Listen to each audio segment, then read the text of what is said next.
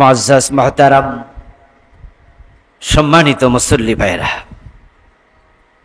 আমরা আল্লাহ তাআলার লাখ কোটি শুকরিয়া জ্ঞাপন করছি যে মহান মনিব অত্যন্ত মেহেরবানি করে আমাদেরকে যথাসময়ে পবিত্র মসজিদে জুমআর নামাজ পড়ার জন্য উপস্থিত হওয়ার তৌফিক দিলেন, যিনি মেহেরবানি করে আমাদেরকে সুস্থ রাখলেন।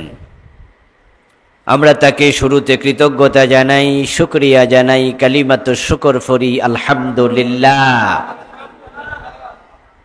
দুরুদ ও সালাম প্রিয় নবী মুহাম্মদুর রাসূলুল্লাহ সাল্লাল্লাহু আলাইহি ওয়াসাল্লামের প্রতি, সাহাবায়ে কেরাম ও শুহাদায়ে জামের আলা ইল্লিয়িন আল্লাহ তাআলার কাছে কামনা করছি, আমিন। প্রিয় ভাইরা, আমরা সূরাতুল ফাতিহার তাফসীর প্রসঙ্গে কথা বলছিলাম। আমরা গত জুমাতে তাআব্বুজ প্রসঙ্গে আলোচনা করেছি। তাআব্বুজ মানে হলো আউযু বিল্লাহি মিনাশ শাইতানির রাজিম। এটার বাংলা অনুবাদ কি? আমি বিতাড়িত অভিশপ্ত শয়তান থেকে আল্লাহর কাছে আশ্রয় প্রার্থনা করছি। রাজিম মানে মারজুম, অভিশপ্ত, বিতাড়িত। শয়তান হচ্ছে অভিশপ্ত, তার কাছ থেকে আমরা আশ্রয় চাইলাম। শয়তান অভিশপ্ত কেন? সে আল্লাহ তাআলার একটি আদেশ লঙ্ঘন করেছিল অহংকার বশে। ফাখরুজ মিনহা ফাইন্নাকা রাজিম। আল্লাহ বলছে ফাইন্নাকা রাজিম, তুই অভিশপ্ত। সে আল্লাহর কথা শুনল না। একটি মাত্র কথার অবাধ্য হওয়াতে সে আল্লাহর ভাষায় অভিশপ্ত হলো। এখন প্রশ্ন হলো, শয়তানের সাথে কি আল্লাহর ব্যক্তিগত কোনো দুশমনী ছিল? আল্লাহ কি এরকম করে? এটা আল্লাহর জন্য মানায়? এটা আল্লাহর শানের সাথে যায় না। তাহলে তাকে আল্লাহ কেন অভিশপ্ত বললেন? কারণ সে আল্লাহর কথা শোনেনি। কথা বলবেন না, কাজ করেন।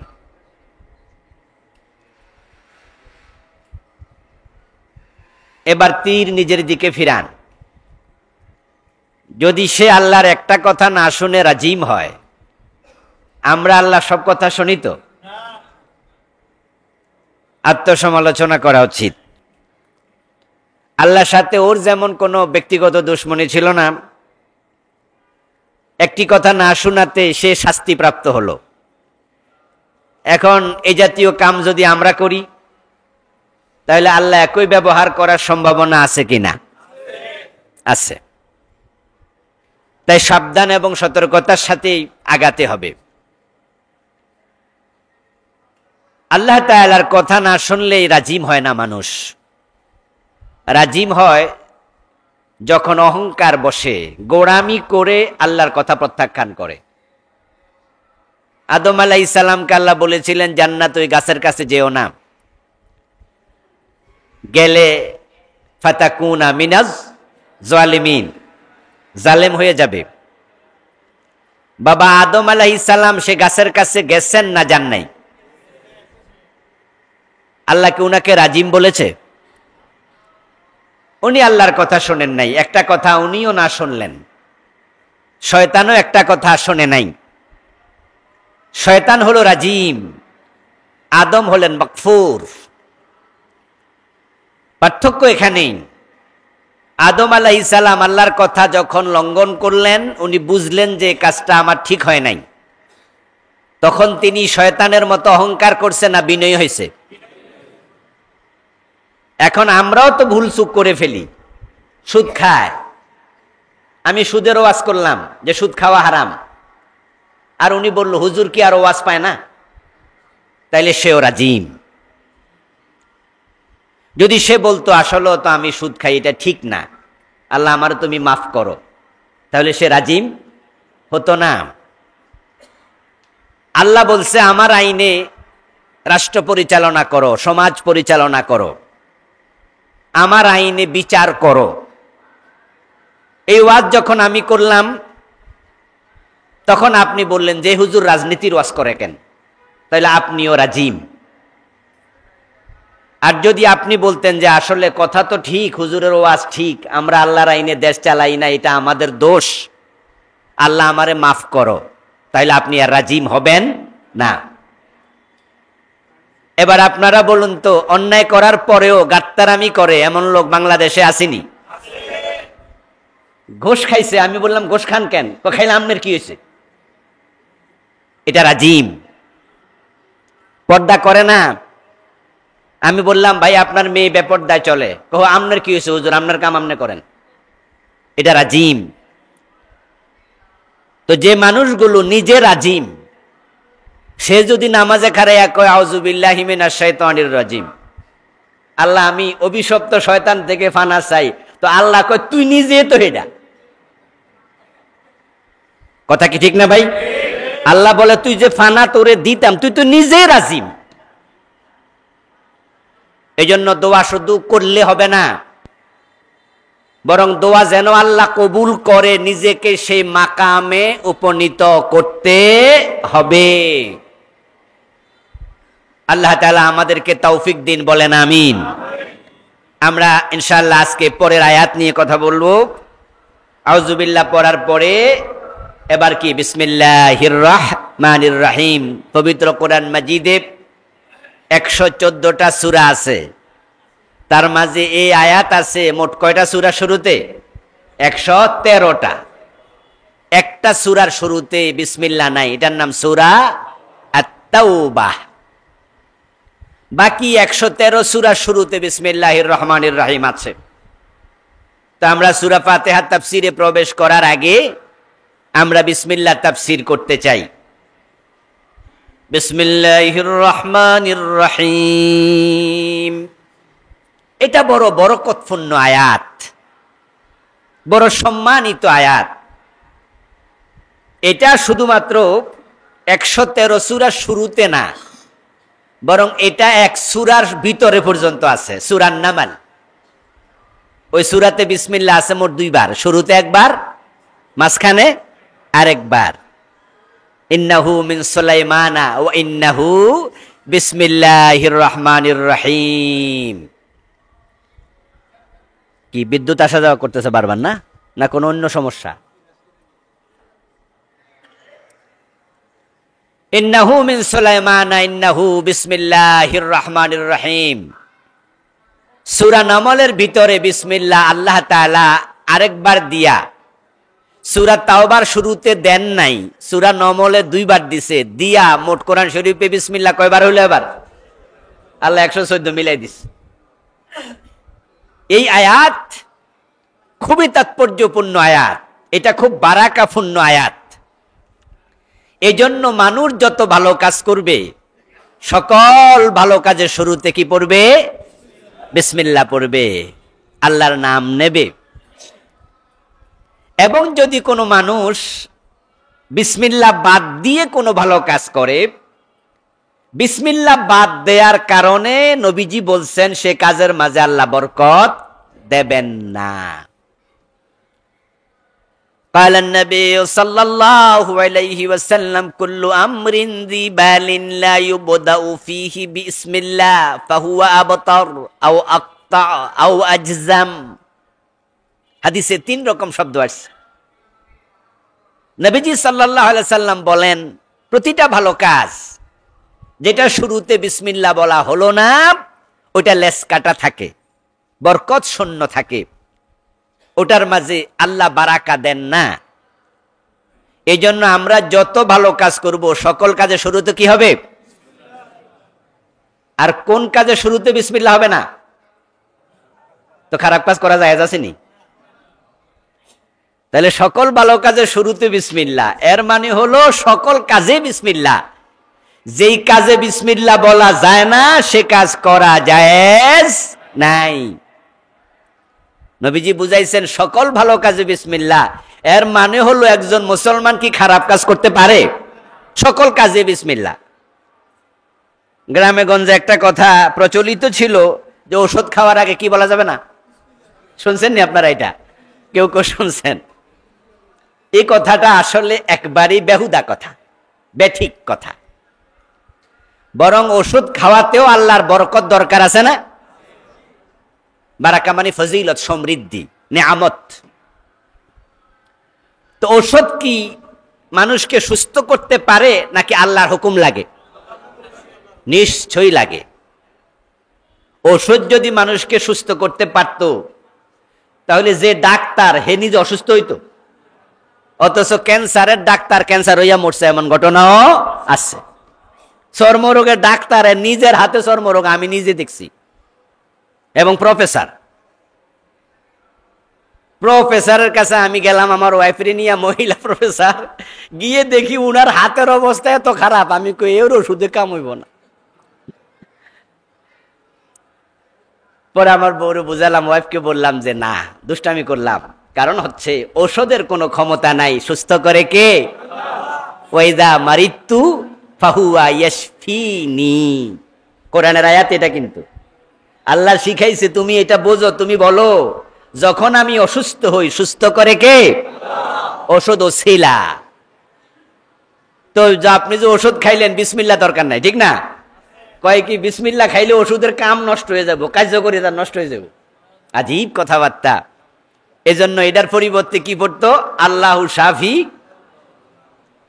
বাকিটা কইছেন না আপনারা? আল্লাহু শাফির পরে কি? আস্তাগফিরুল্লাহ। মাফি, মাফি মানি নাই। কি কথা কইল! তবে যদি বলতো আল্লাহু মুআফি তাহলে জান বাঁচত।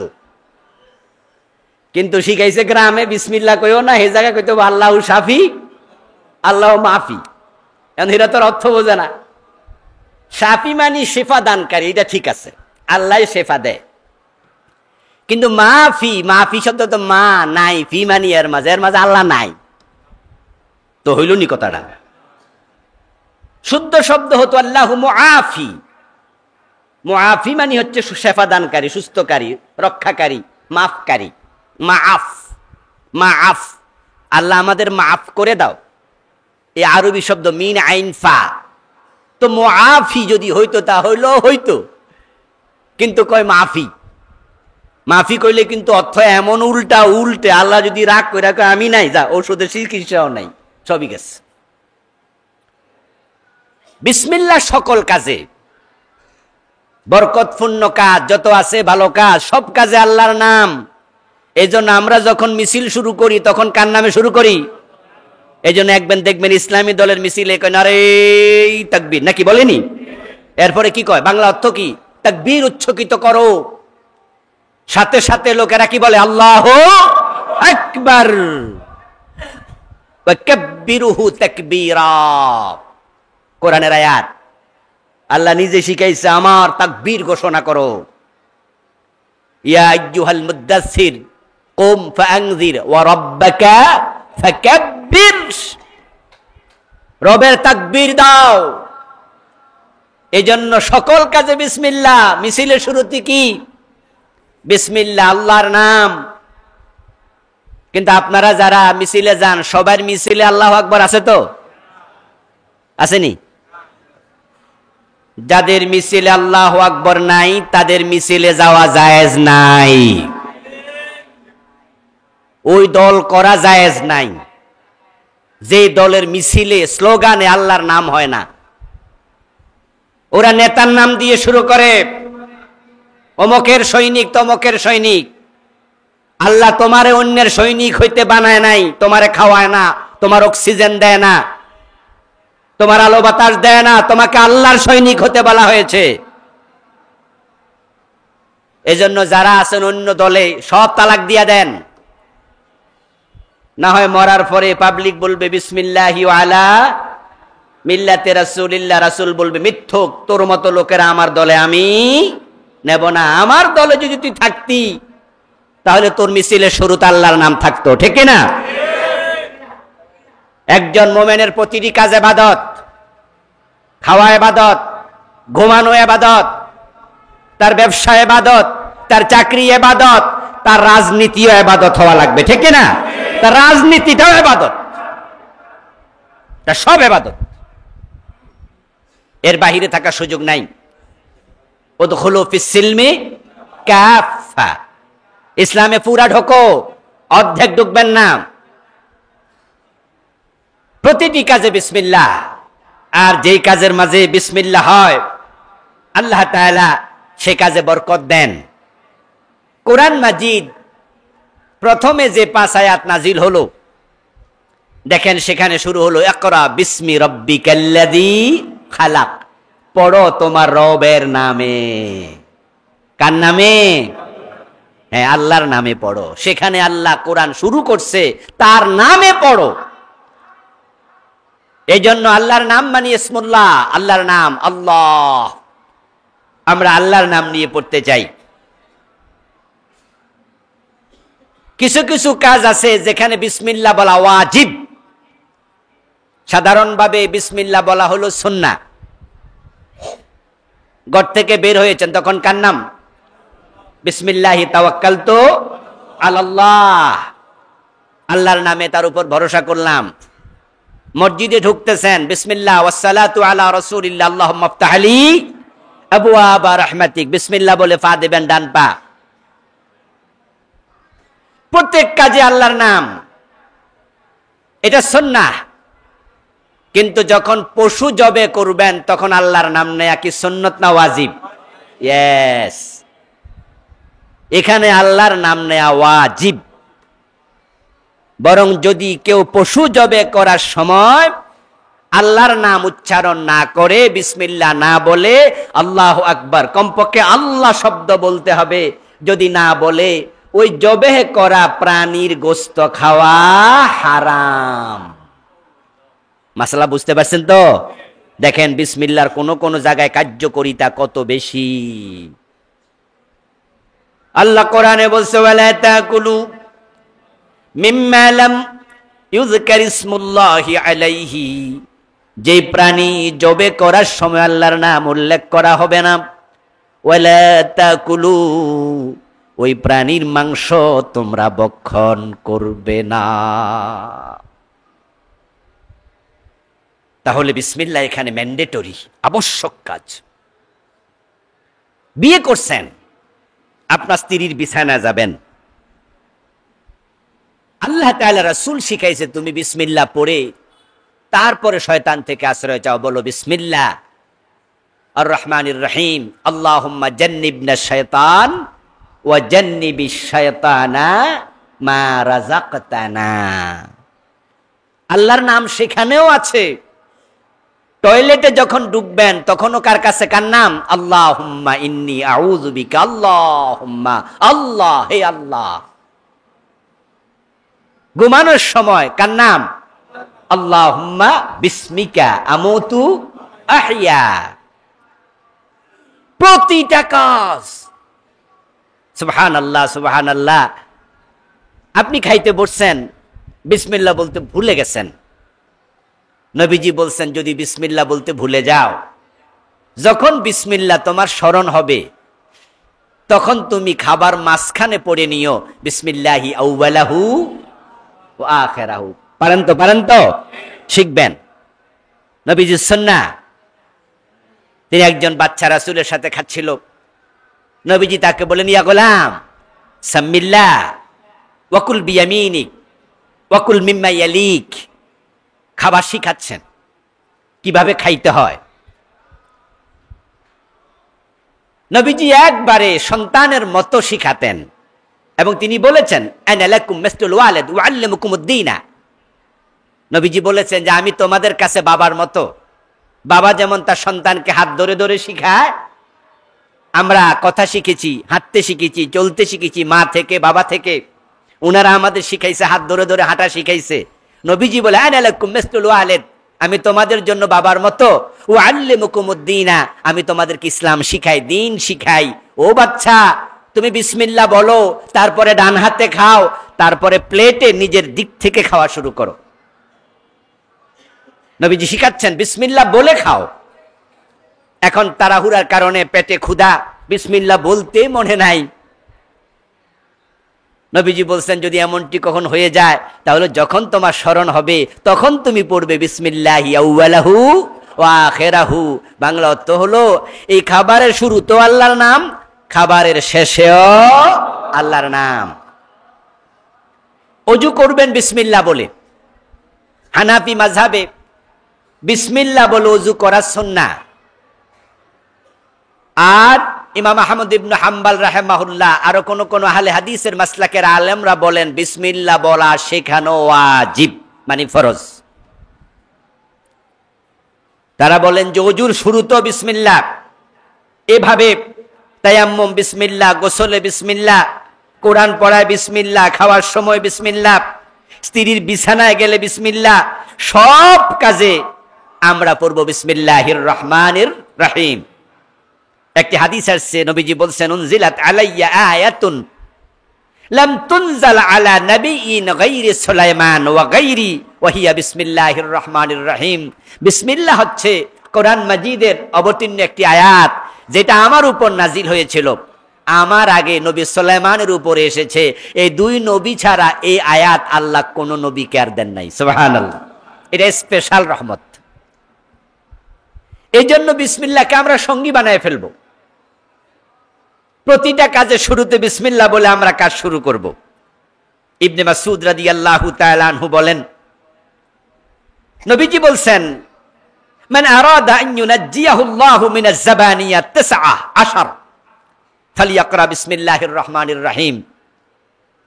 যে ব্যক্তি চায় জাহান্নামের 19 জন দারোগার আযাব থেকে নিজেকে বাঁচাতে, আলাইহা 19, কোরআনে আছে জাহান্নামের দারোগা কয়জন?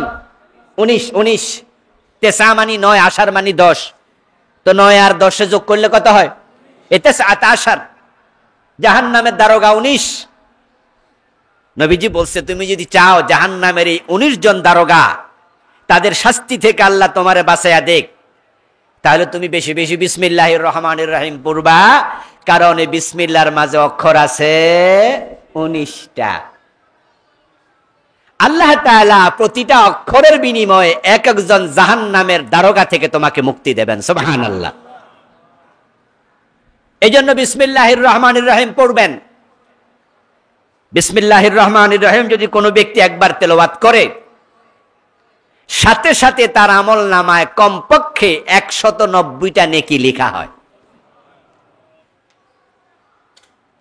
মান ক্বারা হারফাম মিনাল কুরআন ফালাহু 10 হাসানাত।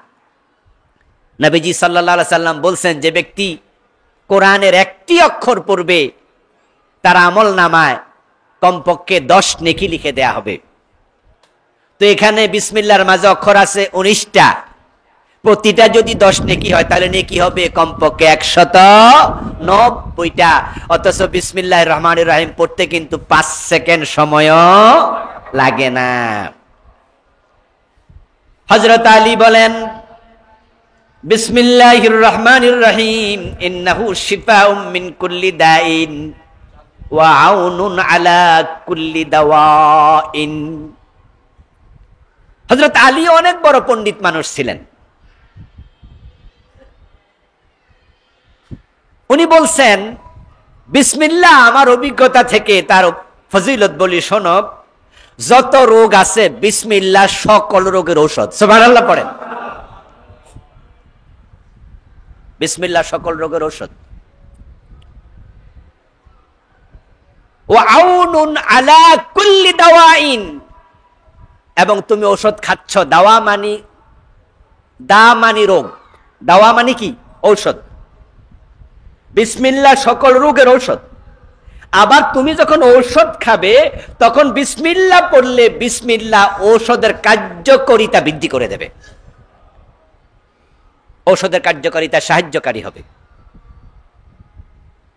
তাই ঔষধের উপরে আমাদের যত বিশ্বাস, বিসমিল্লাহর উপরে বিশ্বাস থাকা দরকার আরো বেশি। কারণ পৃথিবীতে এমন অসংখ্য রোগী আছে যারা অনেক ঔষধ খাওয়ার পর অসুস্থ হন না, ঔষধ কোনো ক্রিয়া করে না।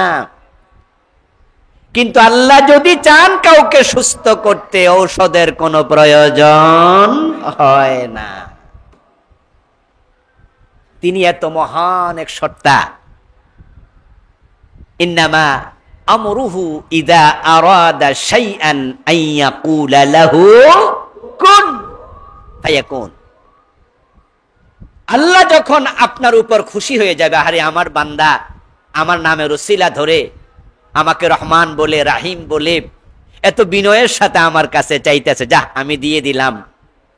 আপনার যত বড় রোগ হোক, যত বড় বিপদ হোক, আল্লাহ যদি শুধু কুন বলে, তাহলে কুন মানি হও, ফায়াকুন মানি হয়ে যায়। বলতে দেরি হতে দেরি হয় না। ডাক্তার বলেছে আর বাঁচবে না, হাসপাতাল থেকে বাড়িতে পাঠাই দিছে যে আর বেশি দিন সম্ভাবনা নাই বাঁচার, বাড়ি নিয়ে যান, হাসপাতালে রেখে লাভ নাই, যা খাইতে চায় খাওয়ান। এরপরও 10 বছর বাইচা রয়েছে এমন লোক আছে। আবার ডাক্তার বলেছে কোনো অসুস্থতা নাই, ভালো, তারপরে মরে গেছে, এমন ঘটনাও আছে। এজন্য হযরত আলীর তাজরিবা, বিসমিল্লাহির রহমানির রহিম শিফাউন লিকুল্লি দাইন ওয়া আউনুন আলা কুল্লি দাওয়া। তাই ঔষধ আমরা খাবো, বিভিন্ন ওসিলা আমরা ধরবো, বিভিন্ন জায়গায় আমরা দুনিয়ার হাইসিয়তে তদবির করব, তবে তদবিরের উপরে, এই ঔষধের উপরে যত না বিশ্বাস থাকা দরকার, বিসমিল্লাহর উপরে বিশ্বাস থাকা দরকার আরো বেশি। আল্লাহর মুআমালা হয় ব্যক্তির ইতিকাদের উপরে ডিপেন্ড করে। এই যে বিসমিল্লাহর উপর আপনার ভরসাটা আছে, এটা আল্লাহ আপনার অন্তর থেকে দেখবেন। মুখে যে বিসমিল্লাহ বলছেন, অন্তরে ভরসা কি? যদি দেখেন যে আল্লাহ তাকায়া, হ্যাঁ অন্তরে 100% ভরসা আল্লাহর উপরে আছে। কালা রাসূলুল্লাহি সাল্লাল্লাহু আলাইহি ওয়াসাল্লাম কালা আল্লাহু তাআলা আনা ইনদা যান্নি আবদি বি। সহিহ বুখারীর হাদিস, হাদিসে কুদসি। নবীজি বলেন, আল্লাহ তাআলা বলছেন, আমি আমার বান্দার কাছে তার ধারণার আলোকে প্রকাশিত হই, সে আমাকে যা ভাবে আমি তাহাই হই। তার সবচেয়ে বড় প্রমাণ ইব্রাহিম নবী। যখন উনাকে আগুনে ফেলে দিচ্ছিল, তখন কিন্তু জিবরিল আমিন গিয়ে বলছিল আমার সাহায্য লাগলে বলেন, কিন্তু ইব্রাহিম বলছিল হাসবুনাল্লাহু নি'মাল ওয়াকিল, হাসবুনাল্লাহু ওয়া নি'মাল ওয়াকিল, নি'মাল মাওলা ওয়া নি'মান নাসির, আম্মা মিনকা ফালা ওয়া আম্মা মিনাল্লাহি ফাবালা। ইব্রাহিম আলাইহিস সালাম বলছে, ধন্যবাদ আপনাকে জিবরিল, থ্যাংক ইউ, আপনার সাহায্য লাগবে না, আমার আল্লাহর সাহায্য আমার জন্য যথেষ্ট। আল্লাহর মুআমালা কলবের সাথে। আল্লাহ দেখেছে আপনার বিসমিল্লাহর উপর 100% ভরসা আছে, একরকম আচরণ। বিসমিল্লাহ মুখে আছে, অন্তরে বিসমিল্লাহর উপর ভরসা নাই, আচরণ আরেক রকম হবে। ইব্রাহিম যখন আল্লাহর উপর 100% ডিপেন্ড করলেন, জিবরিলকে ফিরাইয়া দিলেন। একটু ভাবেন তো, পরিস্থিতিটা কি স্বাভাবিক নাকি বড় অস্বাভাবিক? আগুনে পড়ে যাচ্ছিল না, কানা ফিল হাওয়া, তিনি শূন্যে। তাফসীর ইবনে কাসির পড়াতে বলছে কানা ফিল হাওয়া, তিনি শূন্যে। ফাআরাদা লাহু জিবরিল, জিবরিল তখন আসছিল। নিচে আগুন, উপরে সরকি, ওরা ছেড়ে দিয়েছে, পড়ে যাচ্ছিলেন। ওই পরিস্থিতি, তখন তিনি বলতেছে আল্লাহ যথেষ্ট। এই জন্য আল্লাহর মুআমালা কি, কুল্লা ইয়া নারু কুনি বারদাও ওয়া সালামান আলা ইব্রাহিম। আমি তখন আগুনকে ডাক দিয়ে বলেন, আগুন, ইয়া নারু, ও আগুন, কুনি বারদা, ঠান্ডা হয়ে যাও। সুবহানাল্লাহ পড়েন ভাইয়ারা। আমি বলছি আগুন ঠান্ডা হও। আমার মুআমালাটা এমনই। আগুনকে ঠান্ডা করতে কতক্ষণ লাগছিল? কারণ তিনি তো পড়ে যাচ্ছিলেন। আচ্ছা, পড়তে কতক্ষণ লাগে? সরকিটা নয় 10 হাত উঁচু, না হয় 15 হাত উঁচু, 15 হাত থেকে নিচে পড়তে কয় সেকেন্ড লাগে? এর মাঝে আগুন ঠান্ডা হওয়া লাগবে। কুন ফায়াকুন। তো আল্লাহ সময় লাগে না? ডাক্তারের লাগবে অনেক দিন চিকিৎসা, আল্লাহ সুস্থ করতে 1 সেকেন্ডও লাগবে না। আরে আমাদের দেহে তো কি হয়? জীবাণু হয়। ক্যান্সারের জীবাণু পাওয়া গেছে, বলে না, এইডস এর জীবাণু পাওয়া গেছে। এই জীবাণু দেহ থেকে সরাইতে, কিউর করতে অনেক সময় লাগবে, ঔষধ এই সেই কত কিছু, প্রয়োজনে কেটে ফেলে দাও। কিন্তু আল্লাহ জীবাণু সরাইতে কতক্ষণ লাগে? কোন দ্যাটস এনাফ, এই সরে যা, শেষ। আরে সইরা কোথায় যাবে? যাওয়া লাগবে না, ওখানে শেষ হয়ে যাবে। যখন পানির মাঝে জীবাণু থাকে তখন আমরা পানি ফুটন্ত করি, গরম করি নাকি? পানি গরম করলে কি জীবাণু থাকেনি? তো জীবাণু ডেড বডি কই যায়? হ্যাঁ, তো মরার পরে ডেড বডি কই? ডেড বডি পানির মাঝে আছে। তো হে পানি ফুটে খাই লাভ কি হয়েছে? ডেড বডি সহ খাইলেন তো।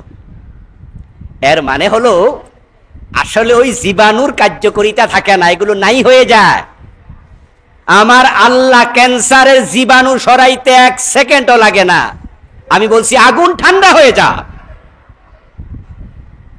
ইব্রাহিম আলাইহিস সালাম যখন আগুনে পড়েন তখন কি যাওয়ার সময় কম্বল নিছিলেন সাথে কইরা, না কুরিয়ার কম্বল অথবা ভালো জ্যাকেট ট্যাকেট গায়ে দিয়ে পড়ছিলেন?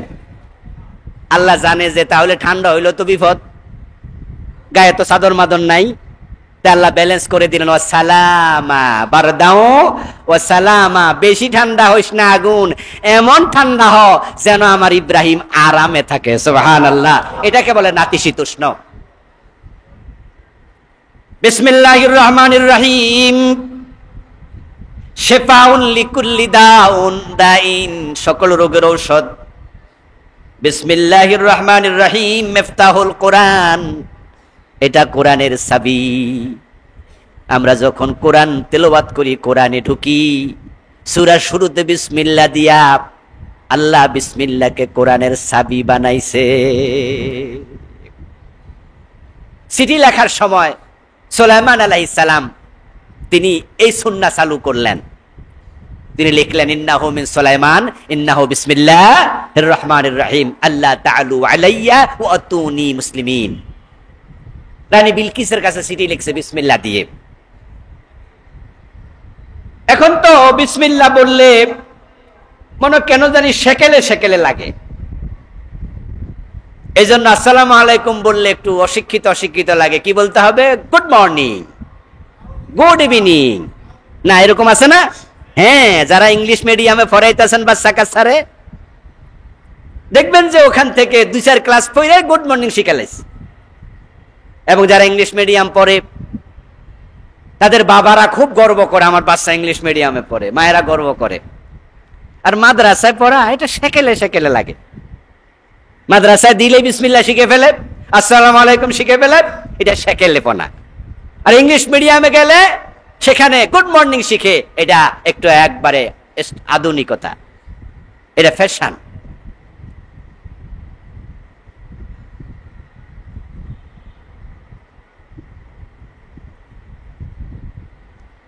প্রিয় ভাইরা, যখন আমরা দুনিয়া থেকে বিদায় নেব, আমাদেরকে কবরে রাখবে, তখনও বলবে বিসমিল্লাহি ওয়া আলা। বেশি আধুনিক হইতে যায়েন না, বিসমিল্লাহ থেকে সইরা যায়েন না। এই বিসমিল্লাহ আপনার জীবনের সঙ্গী হয়ে থাকবে, ইভেন কবরে পর্যন্ত সঙ্গী। রাসূল শিখাইছে কবরে দেওয়ার সময় বলিও আল্লাহর নামে রাসূলের দলে, বিসমিল্লাহি ওয়া আলা মিল্লাতি রাসূলিল্লাহ। উপযুক্ত হবেন, এটার উপযুক্ত হবেন।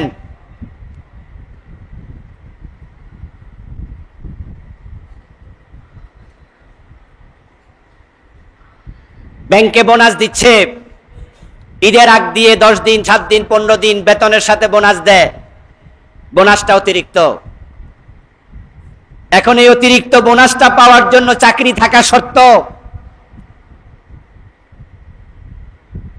চাকরিজীবীর তালিকায় নাম নাই, আর আপনি ব্যাংকে যাইয়া বসে রয়েছেন, আপনি বেতন আর বোনাসের জন্য সারাদিন বসেই থাকতে পারবেন। ম্যানেজার, ব্যাংকের অফিসার আপনাকে বেতন তুলে দেবে না। আর আপনি যদি ক্যাশে গিয়ে ধাক্কাধাক্কি করেন যে আমারে দেন না কেন, গড়ে ধাক্কা মারবে। নামটা আগে তোলেন, চাকরিজীবীর তালিকায় ঢোকেন, তারপরে লাইনে খাড়ান, ও বেটা আপনাকে বেতন দিতে বাধ্য। কবরের মাঝে রাসূলের দলে তুলে দিল, আল্লাহর নামেই দিল। দুনিয়ায় জীবিত থাকতে রাসূলের দলও ছিলেন না, আল্লাহর নাম নিয়েও চলেন নাই, ফেরেশতা ঘাড়ে ধাক্কা মারবে। ওই কাবা শরীফের ইমাম ওই বিসমিল্লাহ আলা মিল্লাতি রাসূলিল্লাহ কইলে লাভ নাই। এই জন্য জীবনটাকে সাজান না, উত্তম ভাবে সাজান। নবীজি সাল্লাল্লাহু আলাইহি ওয়াসাল্লাম নিজের সুন্নাহর উপরে, আল্লাহর দেয়া বিধানের উপরে জীবন কাটাইছে, আর আমাদেরকে সে সুন্নাহ ফলো করতে বলছে। যদি আমরা সেই সিস্টেম ফলো করে জীবন কাটাই, কানা মাই ফিল জান্নাহ, আপনাকে আল্লাহ খুঁজে বের করবে হাসরের ময়দান থেকে, তারপরে বলবে নবীর সাথে জান্নাতে ঢোকো। ইদখিলুল্লাহু জান্নাতিন তাজরি মিন তাহতিহাল আনহার, আল্লাহ জান্নাতে প্রবেশ করাবে। কিন্তু গাছে কাঁঠাল, গোফে তেল, এ হলো আমাদের জীবনের স্টাইল। জান্নাতে কে যেতে না চায়? সবাই যেতে চায়, কিন্তু জান্নাতি জীবন তৈরি করতে চায় না। আমরা যখন নৌকায় উঠি, তখন সেখানে কোরআন শরীফে শিখানো দোয়া আছে। নূহ আলাইহিস সালাম যখন উঠেছিলেন, সেখানে তিনি দোয়া পড়ছে, বিসমিল্লাহি মাজরিহা ওয়া মুরসাহা ইন্না রাব্বি লাগাফুরুর রাহিম। তিনি বিসমিল্লাহ পড়েছেন। এই বিসমিল্লাহ আমরা এমন এক মহান আল্লাহর নামে নিচ্ছি, যিনি তামাম জগতের প্রতিপালক। আল্লাহু ইসমুন লিযাতিল ওয়াজিবিল উজুদ আল মুস্তাহিক্কু বিজামিইল মাহামিদ ওয়াস সিফাতিল কামাল ওয়াল মুনাজ্জাহু আনিন নুকসানি ওয়াজ জাওয়াল। কোন আল্লাহর নাম এভাবে নিলে সম্মান এত বেড়ে যায়? আল্লাহ কে? কি তার পরিচয়? কার নামে এত বারাকা? নবীজি সাল্লাল্লাহু আলাইহি সাল্লামের কাছে এক ব্যক্তি আসলেন, এসে বলতেছে, ইয়া রাসূলুল্লাহ, আমি তো অসুস্থ হয়ে গেছি। উনি জখমে আক্রান্ত হয়েছিলেন, হয়তো পারে যুদ্ধে, তলোয়ারের আঘাত, অথবা অন্য কোন অ্যাক্সিডেন্টে তার আঘাত। ইয়া রাসূলুল্লাহ, আমি ওষুধ খাচ্ছি, সারছে না, তা আপনার কাছে আসছি, আপনি একটু দোয়া পড়ে দেন। নবীজি সাল্লাল্লাহু আলাইহি সাল্লাম তখন তিনি ওনার এই সাব্বাবা, এই আঙ্গুল, শাহাদাত আঙ্গুল যেটাকে আমরা বলি তর্জনী, ওটা মাটির মাঝে দিলেন, দিয়ে বলতেছেন, তুরবাতু আরদিনা বিরিকাতে বাদিনা লিউশফি বিহি সাকিমানা বিইজনি রাব্বিনা। এটা বলে বিসমিল্লাহ পড়ে তার ওখানে লাগায়া দিলেন, জখমটা ভালো হয়ে গেল। তিনি তার মুখ থেকে থুতু দিলেন, আল্লাহর নাম নিলেন, তারপরে তিনি জখমে একটু মাটি লাগাইয়া দিলেন, তার জখমটা সেরে উঠল। এই জন্য আপনাদের কাছে বিভিন্ন সময় বিভিন্ন জন আসে, হুজুর দোয়া করে দেন, আমাদের কাছে বাচ্চা নিয়ে আসে। আমারই মুখে কোনো পাওয়ার নাই, আমাদের মুখে কোনো ক্ষমতা নাই, কিন্তু আমরা তখন আল্লাহর নাম নেই, বিসমিল্লাহ পড়ি, সূরা ফাতিহা পড়ি, তারপরে আমরা ফু দেই। আর আমাদের বিশ্বাস থাকে যারা ফু দেয়, যে আমার আল্লাহ চাইলে সকল সমস্যা সমাধান করার ক্ষমতা তার আছে। তবে এর পবিত্রতা, বারাকা পাওয়ার জন্য মুখের পবিত্রতা দরকার। আমি যত জুমার আগের জুমায় বলেছি, একজন সাহাবী বিসমিল্লাহ সূরা ফাতিহা পড়ে ফু দিছে, সাপের বিষ চলে গেছে। আপনি পুরা কোরআন শরীফ পুরা ফু দিলে হয়তো যাবে না, যদি আপনি সুদখোর হন, ঘুষখোর হন, হারাম খান। আপনার মুখ যদি অপবিত্র হয়, মিথ্যা বলেন আপনি, তাহলে আপনার বিসমিল্লাহ কাজে আসবে না। আমার ওয়াজ শোনার পরে অনেকে তো পরীক্ষা করবেন বাড়ি যাইয়া, যে নবীজি যদি সেখানে বিসমিল্লাহ পড়ে মাটি লাগাই দিলে ভালো হয়ে যায়, বিসমিল্লাহ সকল রোগের ঔষধ হয়, তাহলে আমিও বিসমিল্লাহ পড়ে ফু দেই, আমিও খাই। 3 দিন 5 দিন 7 দিন খাওয়ার পরে হলো না তার কোনো রেজাল্ট, তখন আপনি বলবেন যে এই যে মসজিদের হুজুর যে কইছিল, নিউটাউন মসজিদের হুজুর, এগুলা ফোকাস কথা, ঠিক না। আরে ভাই, বিসমিল্লাহর দোষ নাই, দোষ আপনার মুখের। এই জন্য যদি আমরা চাই এই জাতীয় কাজের ফায়দা, ফজিলত, তাহলে মুখের পবিত্রতা লাগবে। মুখকে পবিত্র করুন। আল্লাহর নাম, তিনি আল্লাহ আযাত আল ওয়াজিব আল উজুদ, তিনি মহান সত্তা, যার অস্তিত্ব আবশ্যক। আল মুস্তাহিক লিজামিল মাহামিদ ওয়া সিফাতিল কামাল। আল্লাহ তো সে মহান রব, মহান সত্তা, যত প্রশংসা আছে সব প্রশংসার একমাত্র মুস্তাহিক, একমাত্র মালিক হলেন আল্লাহ। প্রশংসা শুধু তার, আলহামদুলিল্লাহি রাব্বিল আলামিন। আমরা আজকে এই টাইম পাবো না, পরের জুমায় এই আয়াত নিয়ে বলবো ইনশাআল্লাহ। কেন তার প্রশংসা সেটা পরের জুমায় আমরা শুনবো। তিনি প্রকৃত অর্থে প্রশংসার মালিক। কারণ প্রশংসা পাওয়ার জন্য যত গুণাবলী দরকার সব গুণাবলী পরিপূর্ণ উপস্থিত শুধুমাত্র কার মাঝে? আল্লাহর জাতে।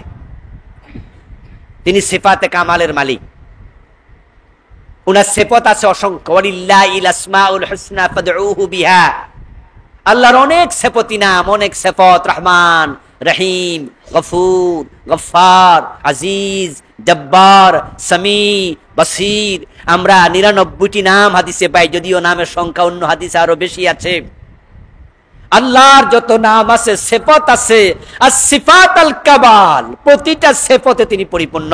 তিনি যখন রহমান হন তার রহমতের শেষ থাকে না।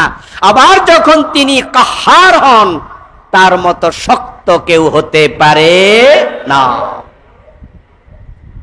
মাঝে মাঝে আল্লাহর আচরণ দেখে না খুবই কষ্ট লাগে, চোখে পানি আসে, এবং এমন কষ্ট পাই আল্লাহরে বলি, আল্লাহ তুমি এটা কেমনে করলা?